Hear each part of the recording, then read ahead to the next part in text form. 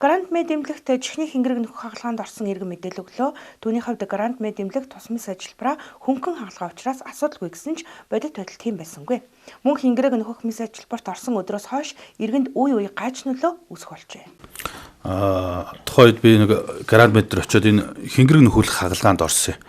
Тэгээд хингэрэг нөхөх био хайлс найбна гэд тэгээд био хайлс тавих гээд хагалгаанд ороод тэгээд тэр үед хагалгаанд орсон үед хагалгаанаас харшлаад хагалгаанд орж явах хэвчээ тэр эмнээс болсон уу юунаас болсон бусад усуудыг болохоор зүгээр өдөг би болохоор харшлаад Ирак зүгөөд айгүйх юу яасан л да бөөлж өгөөд хамаг би ингэ чангараа чөрмөс татчаад тавигддгүү тэгээд эмчнэр бүр өөрснөө сандраад яах вэ одоо 103 дуутах уу гэд эмч нь өөрснөө тэгээд бүр сандралтаад тэгснэ жижүүрэмчээ дуутъя гэд жижүүрэмчэнд байхгүй тэг байж үж байгаадаг нэг хүн эмч ирснэ за юу ачих гэд тусал хийлгээ. Тэгээд овоо гайгүй болоод тэгсэн намайг гаргаа явуулах гэснэ. За та өнөөдөр маа тончоо.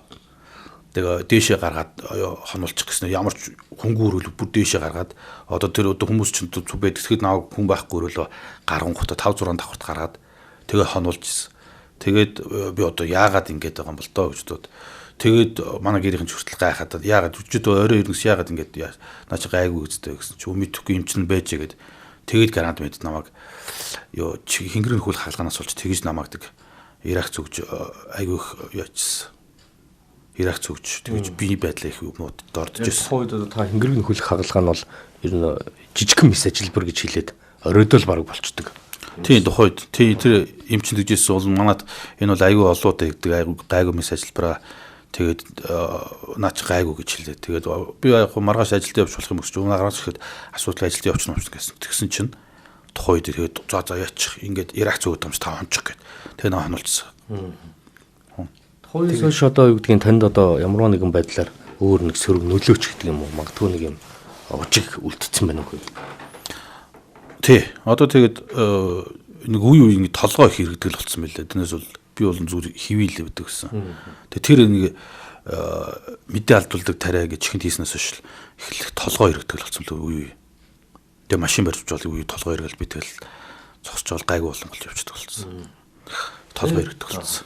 Таны үед тухайн үед одоо юу гэдгийг бэ? Тухайн эмнэлэгт одоо яг хандаад яг юу болчих вэ? Яач юу ч гэдэг тайлбар мэдээллийг тань дээр нэмчнэр нь өгснө үү? Зүгээр л таны биеийг муудахаар нь одоо хүн байхгүй өрөөнд оруулчаад тэндээ эмнэлэг дээр хонуулчаад маргааш нь шууд тэгэл гаргаал дахиж холбогдоогүй юу? Дахиж холбогдоогүй тэгэл гаргаал явуулсан аа. Тэгээ би тухайд эмчнэр надад би одоо яагаад ингэж ингэж байгаа таних жоохон юу эмнээс харшилж байна гэхэл тэгэл нэг өөр юм яриаггүй шүү дээ. Тэгээ би сая энэ мэдээг үзчихээр харин хүмүүс ингэж айгүй их яат юм байна. Гранд Мед дээр би тухайд бас уучраа сайн мэдэхгүй болохоор ойлгохгүй болохоор яах ёстой юм болоо гэд өнөөдөр танаа нэвтрүүлгийг үзчихэд бас олон хүмүүс ингэж бас дахиж битээ охироосоо гэж бодоод тэгээд энэ эрүүл мэндийн байгууллага бас нэг хариуцлагатай байгаасаа гэж бодоод тэг өөр бас тийм болж ирсэн шүү гэж хэлж байгаа. Яг тухайд бас дахиад нэг асууж мараа л да. Эмч нар нь яг таныг одоо Ирак зүгөөд ч гэдэг юм яг тухайд нь яг юу хийхээ өөрсдөө мэдэхгүй байсан. Паникт орсон байдалтай байсан. Тий эмчнэр одоо яах вэ гэл тэгэл тэр эмчигдүүд энэ эмчигдүүд гэл хоорондоо хоёр залуу эмч байсан л да. Хоёр залуу эмчс тэгэл тэр эмчигдүүд энэ эмчигдүүд яах вэ гэл хоорондоо аяг сандарч байсан. Одоо эсвэл 103 дутуу 103 авч явах уу гэл тэгэл хоорондоо тэгсэн. Тэгээ би бол яриаг нь жанаад ярьж чадахгүй гэдэг бүр хамаг би ингээд шүрмс татчихсан.